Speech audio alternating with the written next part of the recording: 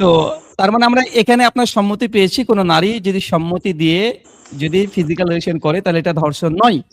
ধর্ষণ ওটাকে বলবেন যেখানে নারীটার কোনো সম্মতি নাই। তো হ্যাঁ আমরা এবার, এতক্ষণ হ্যাঁ যে এবার পরিবারের খুনির সাথে কি কেউ স্বেচ্ছায় করবে?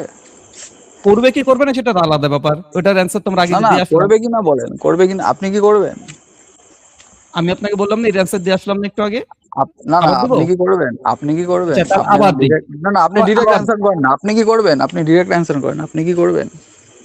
আবার আপনাকে বলি শোনেন, আরে যদি কোনো আপনি কি পরিবারের করবেন বলেন? পরিবারের পরিবারের কোনো আর ব্যক্তি শুনতে পাচ্ছি সম্মতি না দিয়ে কিছু। ফিজিক্যাল রিলেশন করবে কি করবে না, আচ্ছা বলেন তো আপনার বোন টাকার বিনিময়ে সেক্স করবে? আরে আপনি করবেন নাকি? আমি তো এটা খারাপ দেখছি, আপনি কি করবেন নাকি সেটা আমি বলুন। আমি বলছি আপনার বোন কি টাকার বিনিময়ে সেক্স করবে? অবশ্যই করবে না। করবে না অবশ্যই, কিন্তু এটা মানে বৈধ এটা তো কি বৈধ নয়? প্রস্টিটিউশন হয়ে গেল তো, এটা প্রস্টিটিউট কনস্টিটিউশন হয়ে এটা গেল। বৈধ কি বৈধ নয় ইন্ডিয়ান ল দিয়ে? এটা প্রস্টিটিউট হয়ে গেল। কনস্টিটিউট ইন্ডিয়ান ল দিয়ে বৈধ না অবৈধ? তা জানি না আমি। ও, আপনি ল ও সম্পর্কে জানেন না আপনি?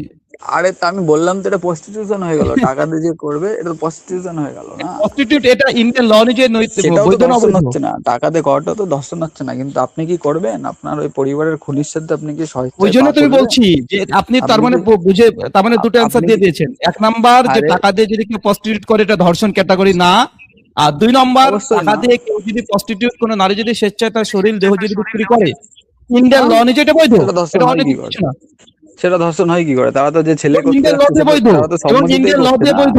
এরপর ওটা ওটা আরে আপনার সঙ্গে ভাই, আমি একমত। ইন্ডিয়ান ল এর সাথে আপনি ইসলামের ল কি তুলনা করছেন? আপনি, আমি তো বলছি তো, আপনি তো ভাই আমি তো ইসলাম আপনাকে ইসলাম তো ডাইরেক্ট ল বলছি যে দিচ্ছে, আপনি কি আমরা তুলনা করবেন? করবোই। আপনার আমরা তুলনা আপনার এই জন্য মানে করবো, আমরা এই জন্য আপনার আমরা তুলনা করবো। আমরা বলি যে গোটা বিশ্বের যতগুলো ল আছে তার মধ্যে শ্রেষ্ঠ ল হচ্ছে আমাদের কোনোদিনই না, শরিয়া ল। কোনোদিনই না, এবং শরিয়া লকে কোনোদিনই না, তুলনা করার জন্য কোনোদিনই আমাকে না, পৃথিবীর সমস্ত ল কোনোদিনই না, নিয়ে আসতে হবে। কোনোদিনই ভাই না, আমাকে কম্পেয়ার করতে হবে না। কোনোদিনই সেরা না, কোনোদিনই ভাই সেরা না। আপনি এই এই মানুষটাকে একটু বোঝার দরকার রাহুল ভাই, আবার বুঝেন। আমরা যখন বলি যে আমাদের কাছে ইন্নাদ্দীনা ইনদাল্লাহিল ইসলাম, আল্লাহর কাছে একমাত্র গ্রহণযোগ্য দিন তথা শরিয়া, যে নিয়ম কানুন মোরালিটি থেকে শুরু করে সমস্ত কিছু ইসলাম একদম পারফেক্ট। তো এই পারফেক্ট কে তুলনা করার জন্য আমরা একটা এইখানেই ল, দশটা এখানেই লকে আমরা তুলনা যে করবো কেউ স্বাভাবিক। সম্মতিতে করছে সেটা আপনার ইসলাম থামিয়ে দিয়েছে, কিন্তু লোকের মা বোনকে তুলে এনে জোরজবস্তি করাটা আবার হালাল করেছে। আবার আপনি ঘুরে ফিরে ওই জায়গাতে চলে যাচ্ছেন, ওই ঘুরে গর্ত ফিরে থেকে না বেরোতে না, পারবেন ঘুরে না। ফিরে কোথায়? আমাদের এই মানে আন্তর্জাতিক যে আপনি আইন আপনি আপনি এখন বুঝতে না পারছেন না, আপনি রোল ভাই, জানেন আপনি জেনেভা আমাকে এখন কনভেনশনে কোনো বুঝতে মহিলাকে পারছেন। বন্দি করা যায় না? বন্দি হলে আপনি পরে তার হ্যাঁ সাথে কোনো উত্তর দিলেও যৌন আপনি হেরানি বিপদে করা যায় পড়বেন, না? আবার না উত্তর দিলেও বিপদে পড়বেন, এই জন্য কোনো আপনি ঘুরে বিপদে ফিরে পড়বো না, চলে যাচ্ছেন। কোনো বিপদে পড়ছি না। সিম্পল আপনি একটা তো প্রশ্ন, আপনার ওই আপনি রাহুল ভাই, একটা হাদিস, ব্রাদার তখন রাহুল থেকে ভাই, একটা আপনি হাদিস ওইটা আনছেন না, একটা কন্টিনিউ করে হাদিস যান আনতে আপনার বলছে, একটা হাদিস কনভারসেশনটা। আনছেন না তখন থেকে। উনি আপনাকে এগুতে কেন দিচ্ছেন ওই স্যার। হাদিসটা আনতে আপনার অসুবিধা কোথায় প্রেজেন্টেশন হচ্ছে? আপনি কন্টিনিউ করে রাহুল ভাই ওই আপনি হাদিসটা কমপ্লিট করুন, আমার আসলে মনে হয় যে পড়েন। ওনার ঠিক আছে? আচ্ছা এখানে এই এখানে তো আমাদের এই মানসুর ভাই, প্রাইভেট চ্যাটে বলছে মুসলিম মানে ফ্রড, গোজামিল যুক্তি এসব বলছে কমেন্ট বক্সে। না, ওনাকে নেবো, একটু পরে নেবো, দেখি ওনার ওনার কি যুক্তি উনি দেখাচ্ছেন। ওনাকে নেওয়া যাবে পরে, কোনো সমস্যা নেই।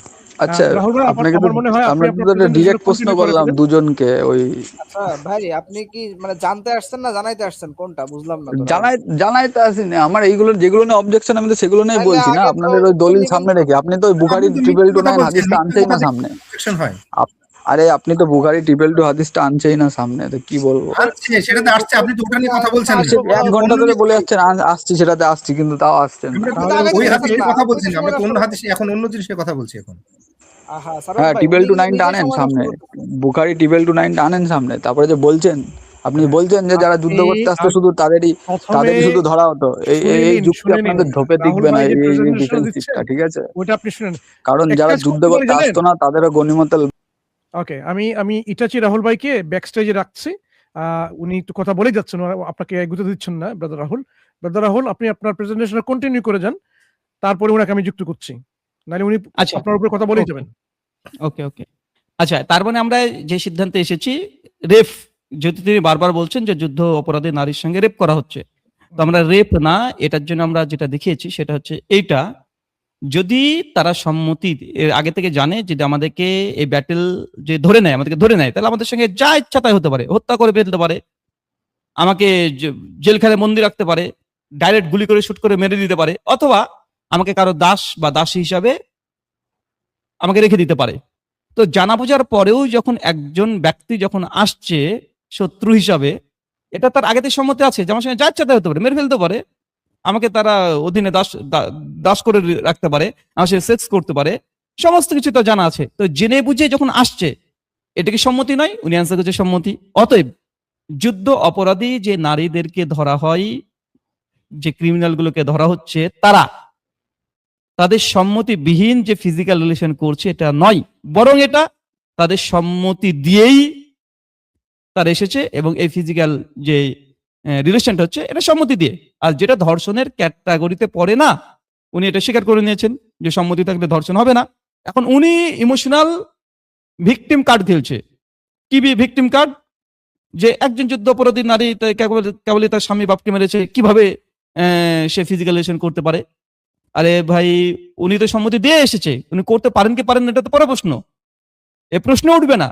ধরেন আমাদের এখন নেতা মন্ত্রীরা অনেকেই প্রতিশ্রুতি দেয়, আমি এবার ভোটে যদি জিতে যাই তাহলে প্রত্যেক ব্যক্তির অ্যাকাউন্টে 10 লক্ষ টাকা করে ঢুকিয়ে দেবো। আমরা খুব খুশি, মাশাআল্লাহ, বেহতরিন, জবরদস্ত। এখন আমরা করলাম কি, আমরা এখন ইন্ডিয়ান সেই ব্যক্তিকে আমরা ভোট দিলাম, দিয়ে ক্ষমতায় নিয়ে আসলাম, নিয়ে এসে দেখছি 10 লক্ষ কি আমাদের 10,000 টাকা করে নিয়ে নেই। এখন আমি কি করবো? আমি বলবো না না না না না না, আমি ভোট তুলে নেব। মুন্সিফা পৃথিবীর এমন কোনো ল আছে যে একবার আপনি কনসেন্ট সম্মতি দিয়ে, ভোট দেওয়ার পরে সম্মতি দিয়ে, এখন আপনার মতো কাজ হলো না, এখন আপনি সে ভোট তুলে নিতে পারবেন, এরকম হয় নাকি? পৃথিবীর কোনো ল আছে? তো হ্যাঁ, এই ল যদি এরকম নাই।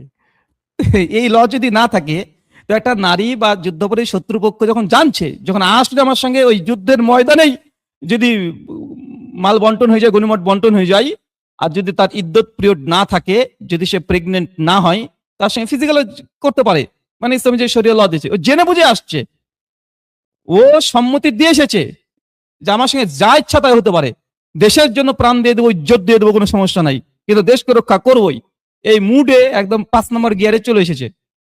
তো এটা তো সম্মতি না। এখন পরে ইমোশনাল বা ভিকটিম কার্ড খেলা, এটা পৃথিবীর সমস্ত পাপীরা, সমস্ত ক্রিমিনালরা এই ল বা এই ইমোশনাল ব্ল্যাকমেল তারা করতে চায়। একটা উদাহরণ দিই। ধরেন একজন ব্যক্তি, ইন্ডিয়ান একজন ব্যক্তি চুরি করেছে, কিছুই করেনি, চুরি করেছে, এখন তাকে জেলখানে পুরে দিল, 5 বছর জেল। এখন ওই লোকটার জেল হচ্ছে, ও অপরাধী, ওর বাড়িতে যে স্ত্রী আছে, 4টে বাচ্চা আছে সোনামণি, তারা কি অপরাধ করেছে? তাই তো কোনো অপরাধ না। কিন্তু ওই ব্যক্তিকে জেলখানায় দেওয়ার জন্য এই 4 জন ছেলে এখন পিতৃহারার মতো অবস্থায় আছে। তো এটা দিয়ে তো ইমোশনাল ব্ল্যাকমেল হতে পারে? হতে পারে না। যে অপরাধ করছে উনি তো শাস্তি কেন এটা পাচ্ছে, এই 4 জন পরিবার, তার বাবা মা পাচ্ছে, ইনকাম করা কেউ নাই। তো এটাও তো একটা ইমোশনের জায়গা, ইমোশন জায়গা না এটা? যে অপরাধ ও করছে, ওকে শাস্তি দাও, আমরা শাস্তি পাচ্ছি কেন, আমার পরিবার? একজন জেল অপরাধী যাকে জেলখানে পুরে গেছে, শাস্তি যেমন তার পরিবারের উপরে অটোমেটিক চলে আসবে। যদি এখানে যদি আপনি কোনো যুক্তি খাটাতে যান, এই যুক্তি থেকে বের করতে পারবেন না, কারণ তার স্ত্রী জানেই না যে তার সঙ্গে চুরি করতে গিয়ে ধরা পড়েছে, বা চুরি করা তার সম্মতিও নাই। ওর স্বামীকে বারবার বলছে যে চুরি করে না, চুরি করে না, তারপরে বেচারা চুরি করতে গিয়েছে, এখন জেলখানে আটকে আছে, এখন এর পরিবারের দোষ কোথায়?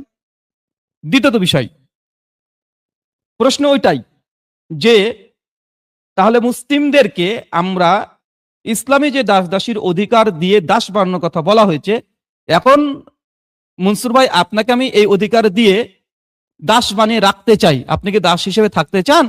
আপনার উত্তর কি? আপনি বলবেন না, আর মুসলিমরা বলে অবভিয়াসলি বলে না, আমরা থাকবো না দাস, কে বা থাকতে চাই? তাহলে মুসলিমরা অন্যজনকে কেন দাস বানাচ্ছে?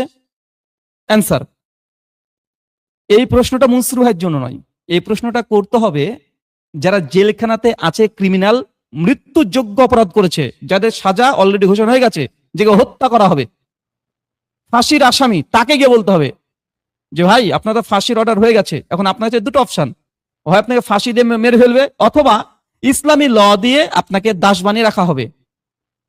এখন কোনটা চুজ করবে? পৃথিবীর যতগুলো আসামি আছে, পৃথিবীর সব আসামিকে বলেন যে আপনি জেলখানায় থাকতে চান, না আপনি ইসলামী যে ল আছে দাসদের জন্য প্রয়োগ করা হয়েছে, এই ল এর অধীনে আপনাকে তার মালিক মারবেও না, আপনাকে খেতে দেবে, আপনার শিক্ষার ব্যবস্থা করবে, এই সমস্ত অধিকার আপনাকে দিয়ে একজন মুসলিমের অধীনে বাড়িতে থাকতে হবে।